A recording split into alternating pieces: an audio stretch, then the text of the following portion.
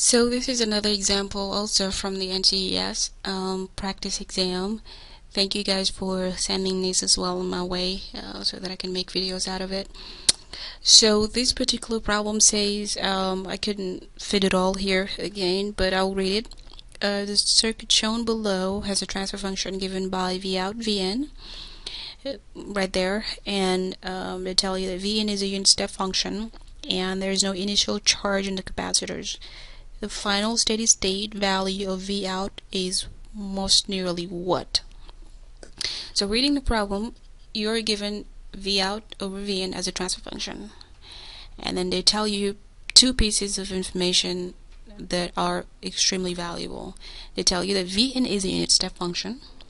What is that supposed to mean when they tell you Vn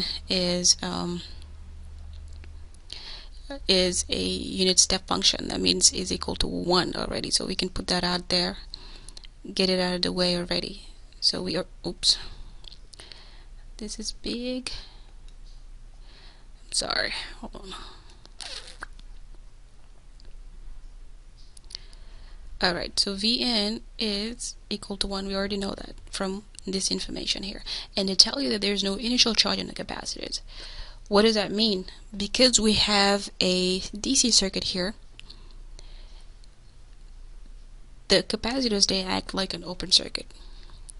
So right then and there we can go ahead and cancel out the capacitors that we have here, because we have DC circuit.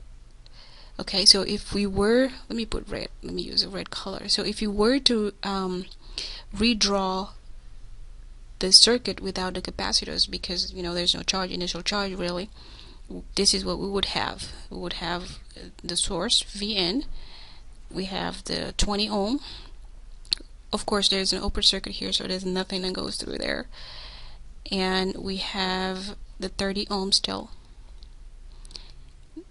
This is open circuit, so it's gone, but we still have Vout, we still have the voltage across, because the voltage across the capacitor here is the same thing as the voltage across the 30 ohms, because it's parallel. You know, when you have a parallel resistors or whatnot, the voltage that goes through one is the same voltage that goes through. It's just like series circuit and current. You know, so the current going through one series capacitor or whatever is the same current that flows through the entire circuit, if it's in series, of course.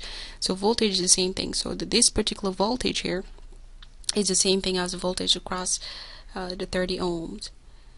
Okay, and we can even say that it's the same thing as here, but since it's gone, it's gone. Okay, so you still have the Vout here, you have your 30 ohms here, and you have your 20 ohms here, and you have Vn here, and your voltage is this one. So this is the question, Vout.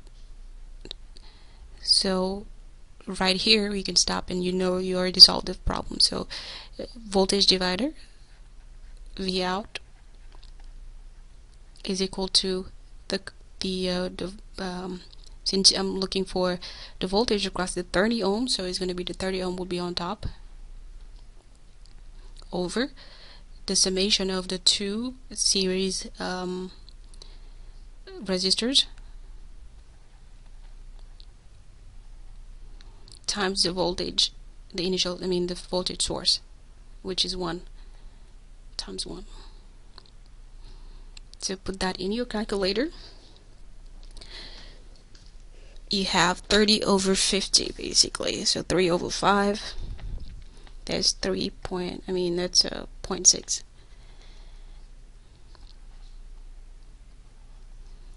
And that's your answer right here. You already see it in your multiple choice, and that's right here. Now the other question that I asked myself after I solved this is like, okay, so why did they give me the transfer function? Why do I have all these? Because there's also another method you could use to basically solve this problem also, because you have been given the transfer function itself. So if you were to solve it using the transfer function instead of going through using this particular piece of information here, the capacitors, we can also do this way. So this is one method, I guess, if you will. So another one would be, oh, my pen. Sorry. Okay, so we have this.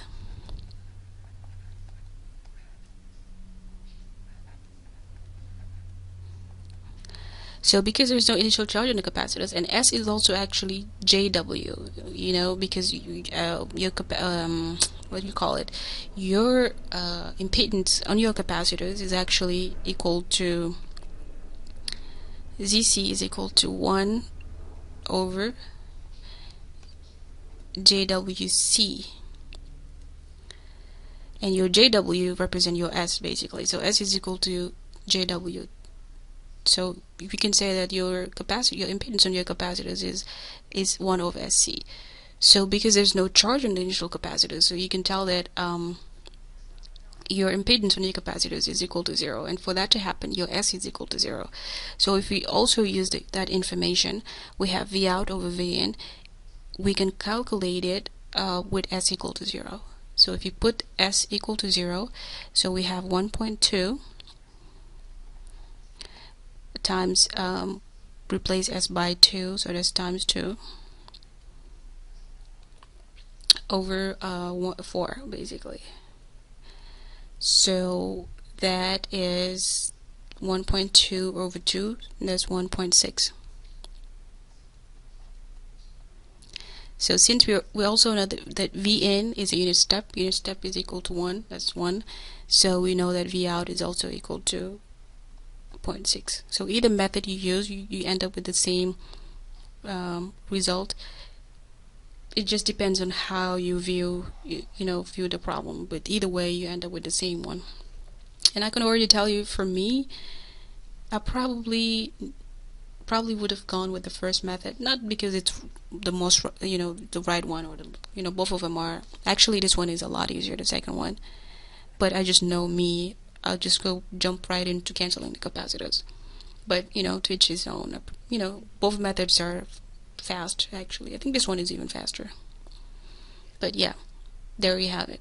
Not too bad. Questions? Let me know. Thanks.